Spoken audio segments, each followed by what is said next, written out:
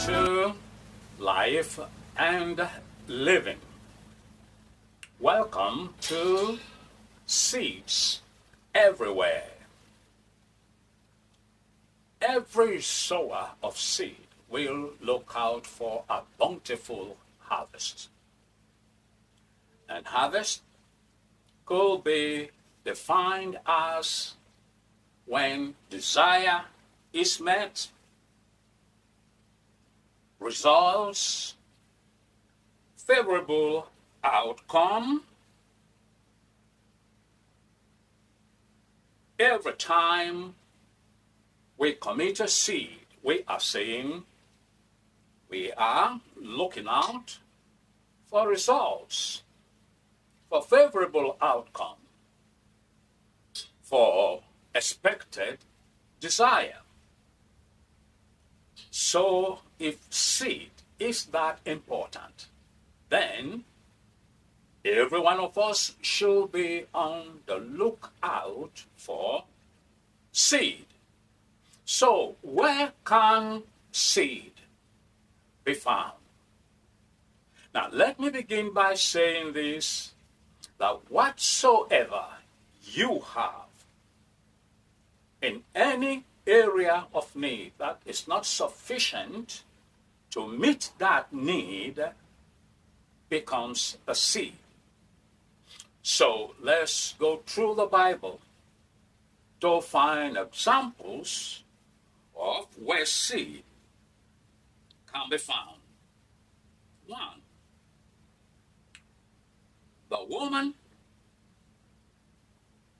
the widow woman who was in trouble because there was famine in all the land and had just a little flour left to eat and die. That's according to her words. Well, you know the rest of the story. Now, she had to offer that little flour to the prophet as a seed. And that what brought about the harvest of meals that was to follow through the entire famine period. There also was another widow woman in 2 Kings chapter 4 and verse 8. She had just a cruse of oil left. And there was great trouble. The creditor was coming for her and her children. Well, because her husband, who is late, had borrowed money which he had not paid back. Well, she ran to her man of God. And the man of God demanded for a seed. What do you have in the house? Well, she remembered a little cruse of oil. But a little cruse of oil in its entirety could not have been able to have the needs that were confronting the woman. She offered that as seed to the prophet.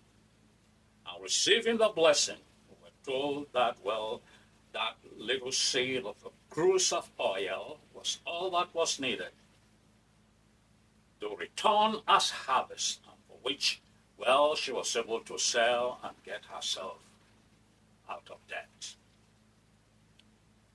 The Bible also talks about the great woman of Shunem. The great woman of Shunem, we were told, saw the prophet pass by every day, and she decided to sow a seed of hospitality. Provided meals for the man of God, provided a lodging space for the man of God, and then she received the harvest of the greatest need in her life, the harvest of a child. Now, you see, what I'm saying in this broadcast is every resource.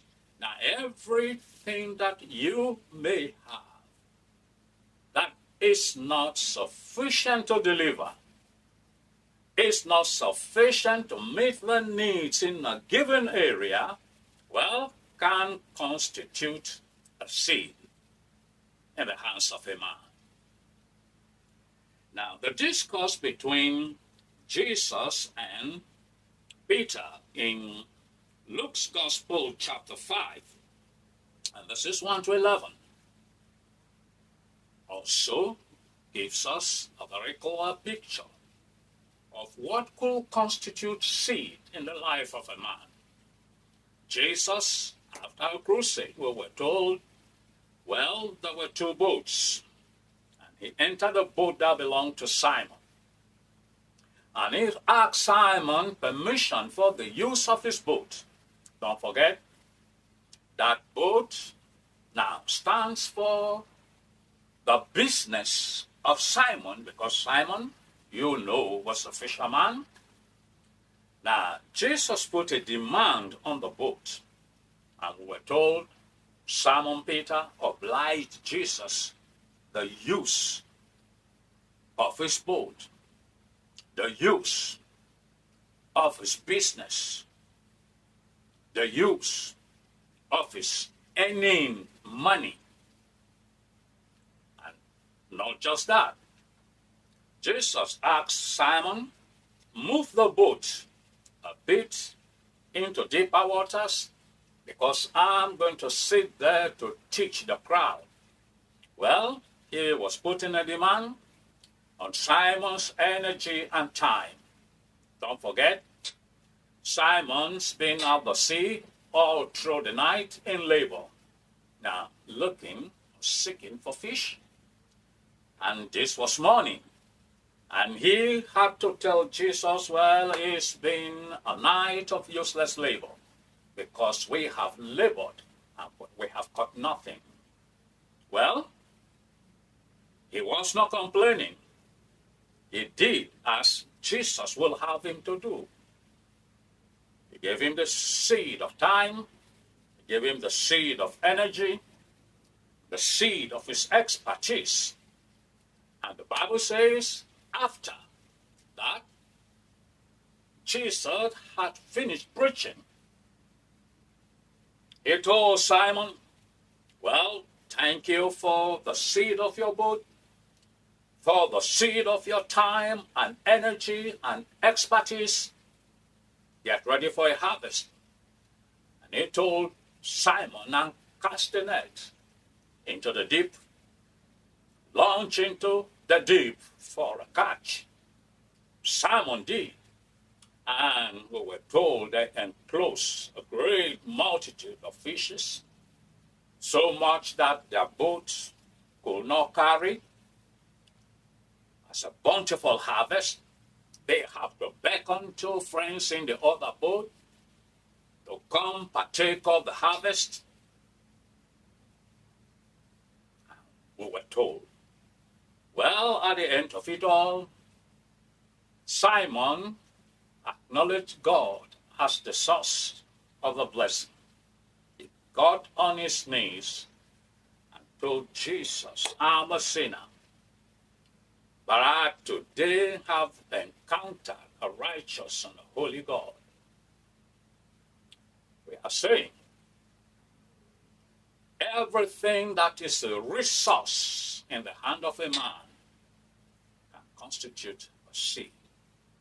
A seed that you can sow and wait for a harvest of your desires.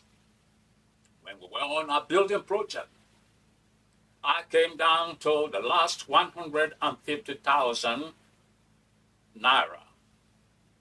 And that's a far cry from the challenge that was before me. I needed about 7 million now to cross that phase of the building project. And the 150,000 can do much in respect of what is demanded. Well, another fellow came around in need of the 150,000, and I have to part with it. But ladies and gentlemen, this is what I'm saying. It became the seed. It became the seed that opened us up to the next 7 million that we were going to need to cross that phase of our building project. It's exciting, seed and harvest when you get to understand. You will always be in search of a seed, because from a seed you can get to the harvest of whatsoever need, whatsoever challenge that may be facing you. Thank you for being with us on the broadcast. Well, till our next broadcast, sow your seed. Sow your seed in the morning. Sow your seed at noon. Sow your seed at even time. God bless you.